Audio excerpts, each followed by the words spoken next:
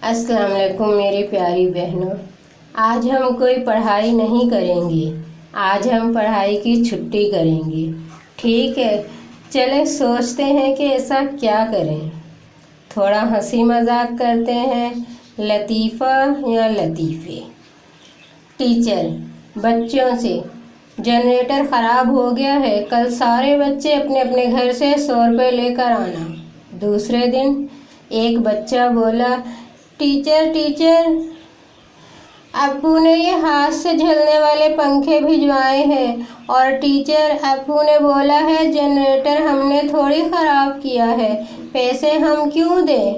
कल आप लोग बोलेंगे स्कूल की झाड़ू ख़राब हो गई है, जाओ बच्चों घर से पैसे लाओ। अल्लाह कसम टीचर, हमारे अब्बा जी स्कूल नहीं झाड़ू से भर देंगे, पैसे नहीं देंगे।